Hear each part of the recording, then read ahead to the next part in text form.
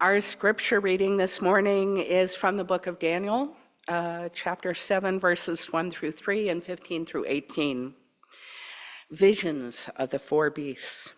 In the year of Belshazzar, king of Babylon, Daniel had a dream and visions of his head as he lay in his bed. Then he wrote down the dream and told the sum of the matter. Daniel said, I saw in my vision by night, and behold, the four winds of heaven were stirring up the great sea, and four great beasts came up out of the sea, different from one another. As for me, Daniel, my spirit within me was anxious, and the visions of my head alarmed me. I approached one of those who stood there and asked him the truth concerning all this. So he told me and made known to me the interpretation of the things. These four great beasts are four kings who arise out of the earth, but the saints of the Most High shall receive the kingdom and possess the kingdom forever, forever and ever. Thanks be to God.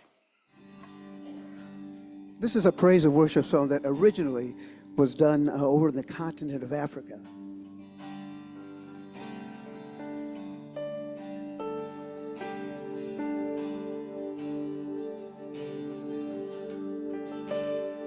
You are here, moving in our midst. I worship you. I worship you. You are here, working in this place. I worship you. I worship you. You are here, moving in our midst. I worship you. I worship you. You are here, working in this place. I worship you. I worship you. Jesus. You are waymaker, miracle worker, promise keeper, light in the darkness. My God, that is who you are. You are waymaker, miracle worker, promise keeper, light in the darkness. My God, that is who you are. You are here, touching every heart. I worship you, Jesus, I worship you. You are here, healing every heart. I worship you. I worship you. You are waymaker, miracle worker, promise keeper, light in the darkness. My God, that is who you are. You are waymaker, miracle worker, promise keeper, light in the darkness. My God, that is who you are. Oh, Father, you are here, turning lives around. I worship you. I worship you. Jesus, you are here, mending every heart. I worship you. I worship you. Jesus, you are waymaker, miracle worker, promise keeper, light in the darkness. My God, that is who you are. You are waymaker, miracle worker, promise keeper, light in the darkness. My God, oh, that is who you are. That is who you are. That is who you are. That is who you are. That is who you are. That is who you are. That is who you are. That is who you are. That is who you are. Even when I don't see it, you're working. Even when I don't feel it, you're working. You never stop. You never stop working. You never stop. You never stop working. Even when I don't see it, you're working. Even when I don't feel it, you're working. You never stop. You never stop working. You never stop. You never stop working. Even when I don't see it, you're working. Even when I don't feel it, you're working. You never stop.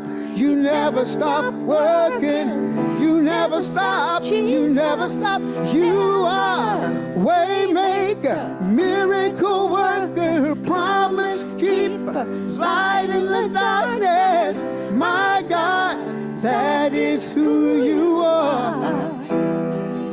You are waymaker, miracle worker, promise keeper, light in the darkness. My God, that is who you are. That is who you are. That is who you are. That is who you are. That is who you are. That is who you are. That is who you are.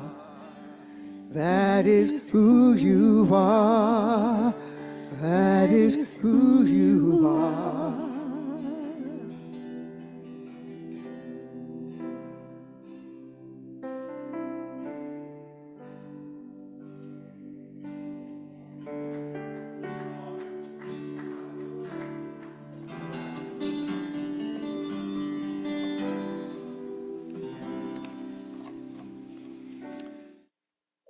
So modern folks have a hard time wrestling with dreams and visions.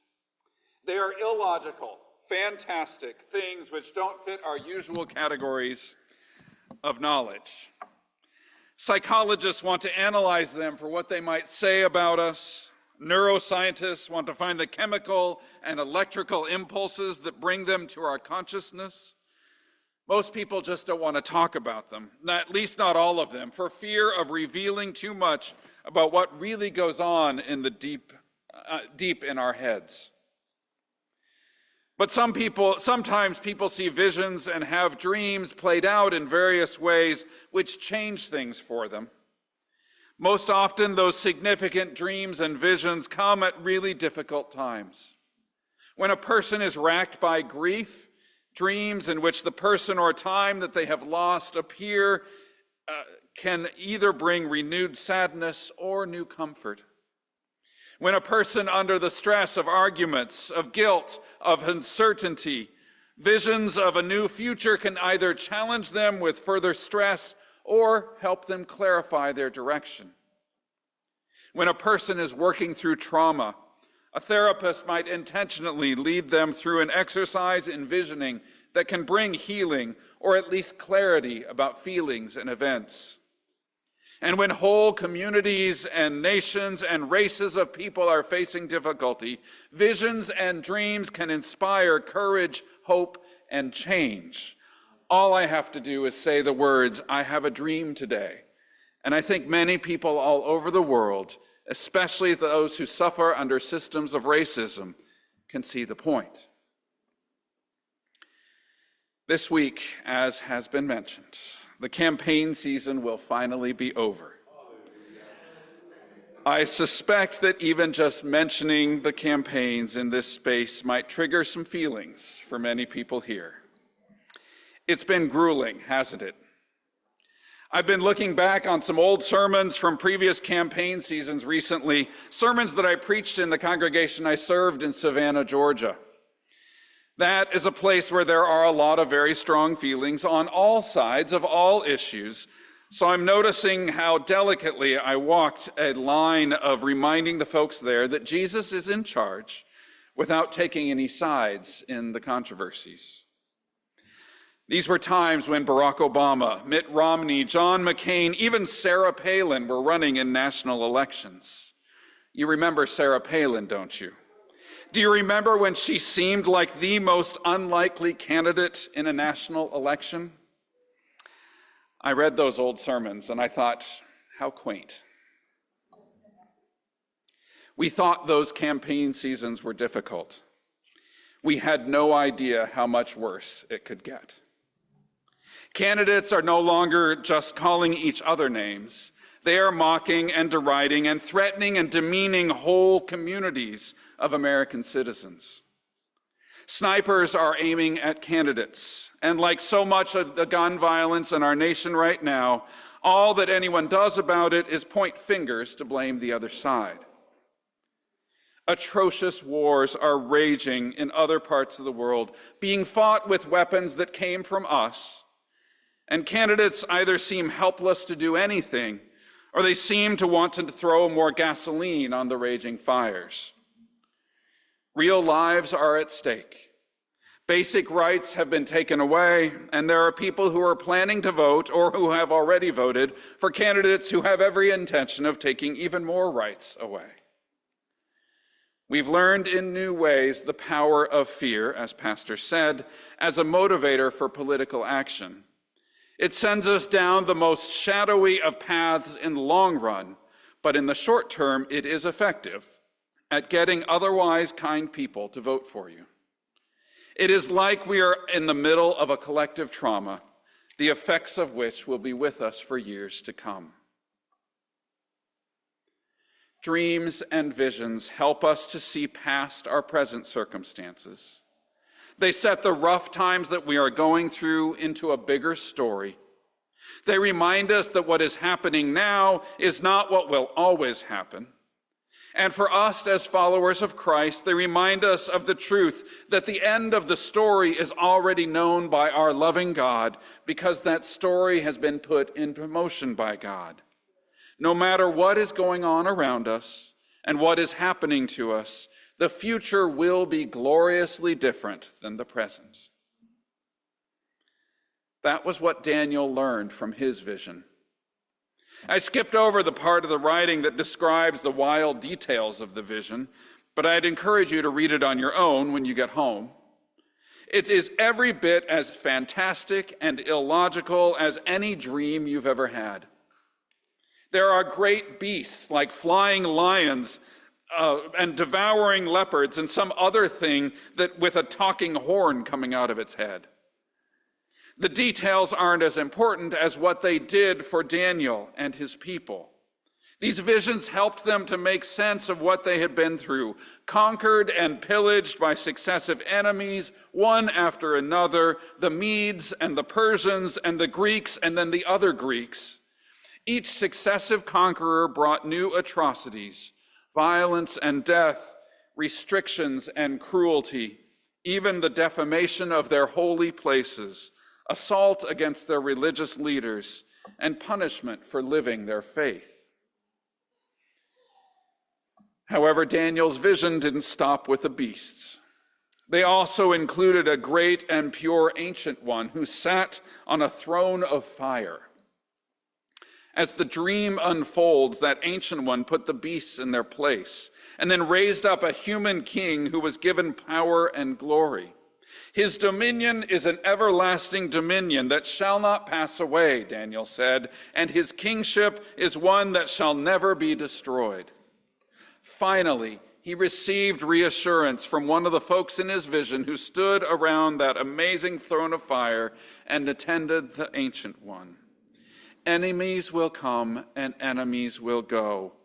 But at the end of it all, the Most High is the only one with the power to give the kingdom to anyone, and that Most High will give it to the saints who are faithful to him.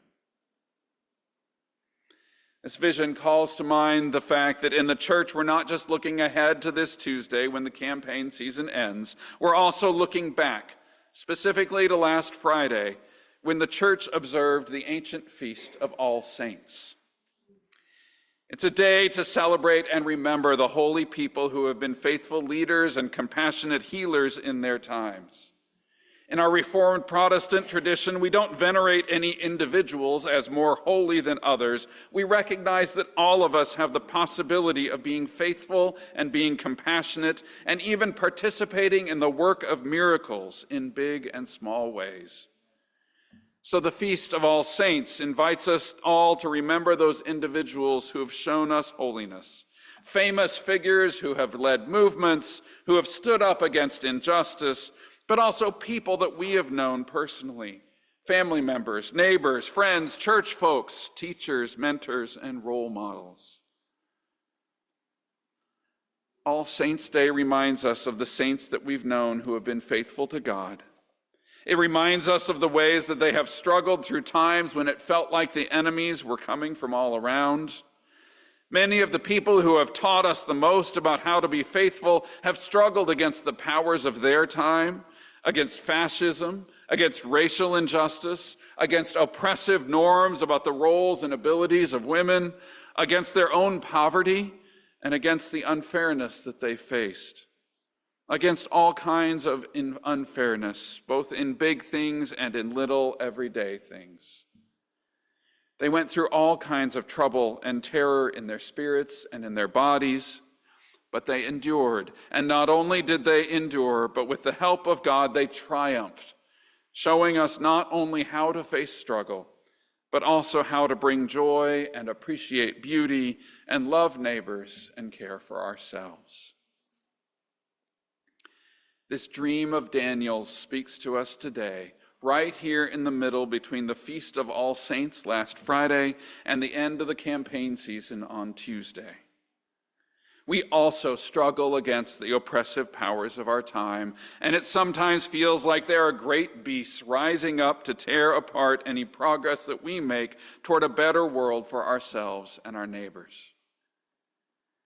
There are also people all around us, living and dead, who remind us that the struggle is worth it, because there is also an inheritance which is yet to come, something that we will receive from the Most High. Our story today in this middle place, and really in all of the struggles that we face, is part of something bigger. The story that we are living through now has been put in motion by our loving God, who inspired those people who have taught and mentored and loved and encouraged us, and it will not end until it reaches God's loving conclusion. No matter what is going on around us and what is happening to us, those people of the past help us remember that the future will be gloriously different than the present. That is the hope of All Saints' Day. It is the hope which is given to us by the faithfulness of the people who have come before us. It is the hope which speaks to us in our grief and our sadness, in our fear and our distrust, in our frustration and anger at the way things are. It is the hope that rises up in the face of prejudice and oppression and poverty and violence and all of the other beastly forces which seem to rule our world. It is a hope which is offered to us in visions and dreams of loved ones whom we miss, of a new future that we long for, and God willing, of healing and clarity for ourselves and our nation. It is a hope that tells us that our story right now is not the whole story, and that the story is heading toward the glorious end, overseen by the Ancient One, ruling on a throne of flames. The holy ones of the Most High shall receive the kingdom and possess the kingdom forever, forever, and ever. And so my prayer this day, as we remember all the saints and we face the coming week, is that we will receive the gift of that hope. My prayer is that we will embrace the vision of a new future. My prayer is that we will welcome the gifts of our dreams. My prayer is that we will remember the saints well, knowing that no matter what else happens, we, like them, will inherit that kingdom, which the Most High will give. Amen.